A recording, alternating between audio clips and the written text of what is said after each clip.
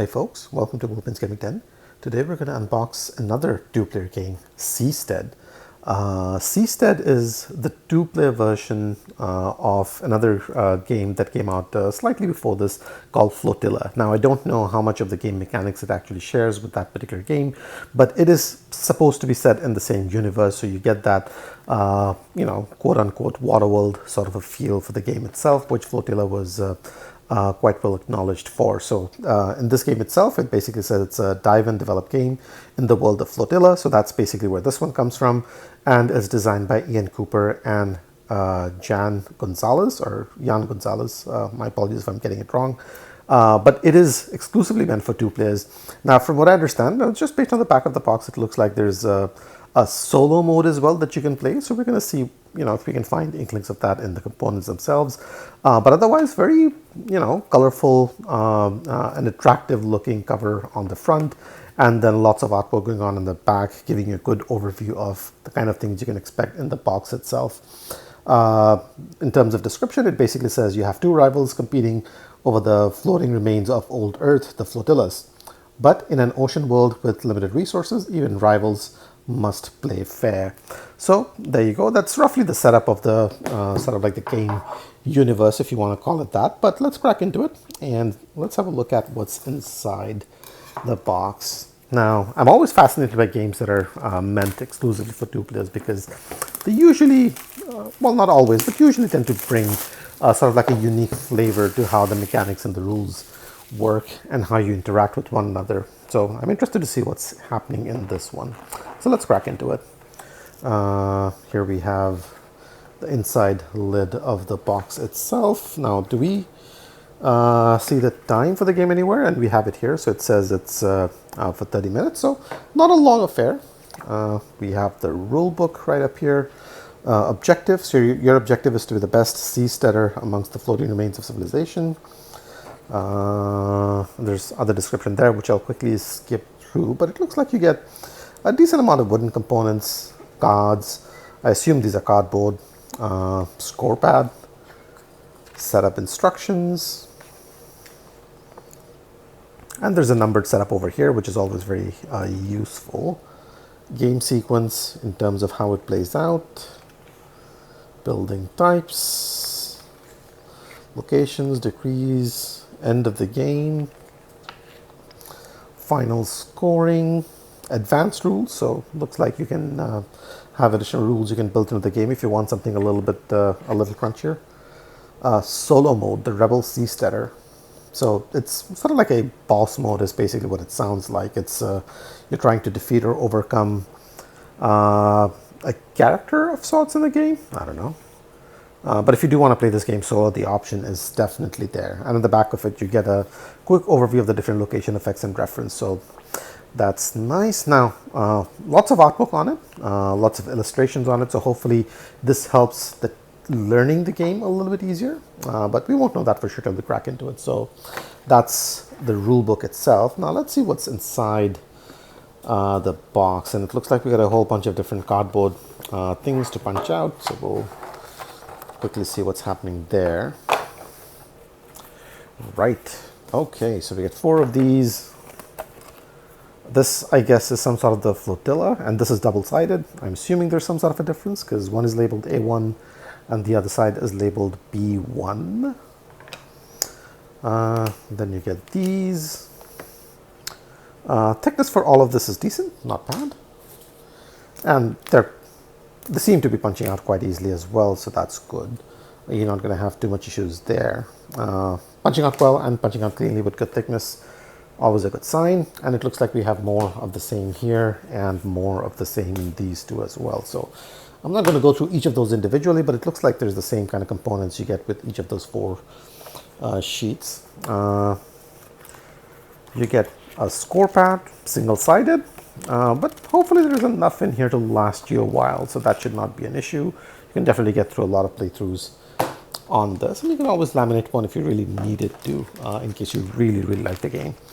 Whole bunch of different wooden pieces in 2 colors. I'm assuming these are for the 2 different players. And we get 2 boards. And I assume these are the play colors because you see the blue and the blue or teal or whatever this color is, and the orange, brown, whatever that color is over there. So this corresponds to that, this corresponds to this. So we have pieces for both of these.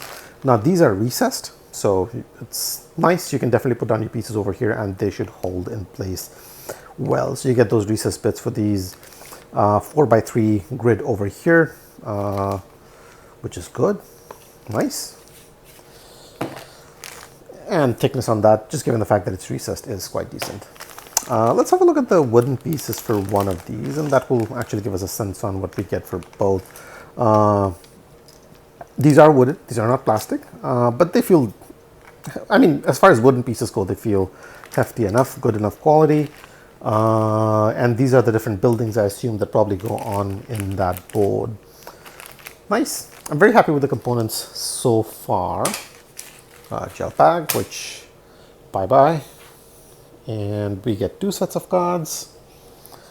Smaller one and larger one. Now, there is an insert that comes in the box itself, and, you know, while not being game crazy or anything, it's certainly not bad.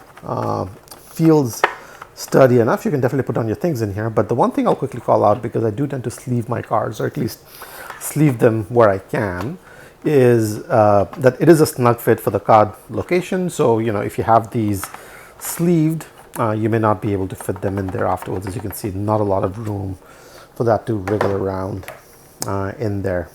So, anywho's, that's only of concern, of course, if you want to have the card sleeved. If not, it's not an issue, obviously.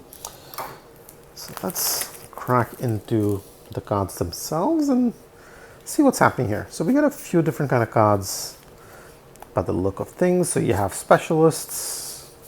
I'm assuming these are sort of like reference sheets and these are something else. Let's zoom in and see what's happening in here. So these might be sort of like action cards or some such thing.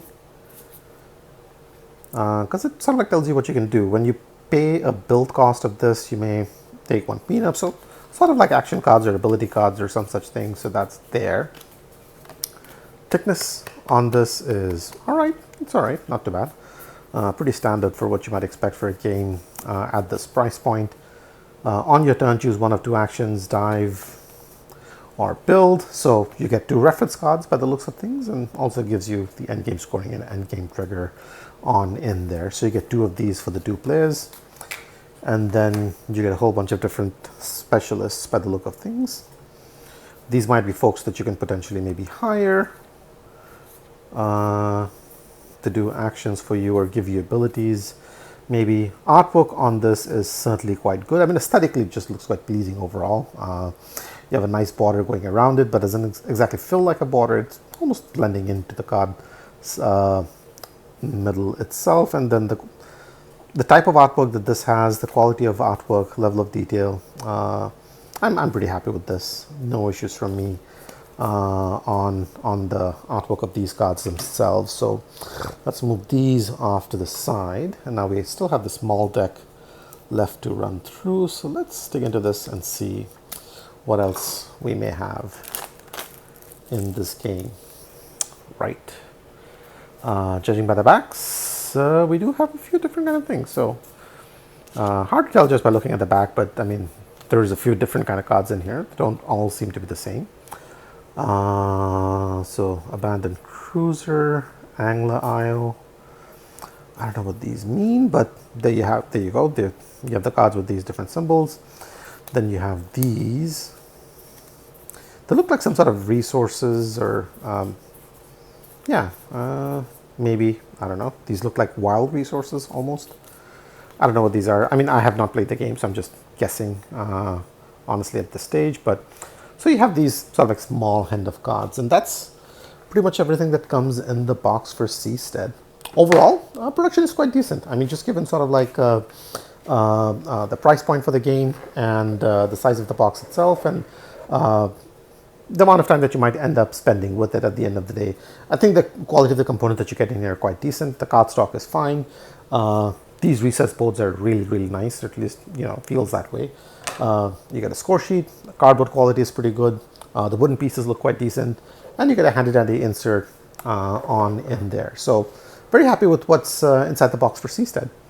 Thanks for watching. If you do want to catch up the tutorial for this one, I should hopefully have this up on my channel sometime over the next few weeks or so. So you can subscribe to it if you want to check that out, or if you're interested in any of the other unboxing or tutorial or review videos that I have for games going up almost on a daily basis at this point. So subscribe to that if that's something that's of interest to you. In the meanwhile, thanks for watching, and I will see you the next one. Take care.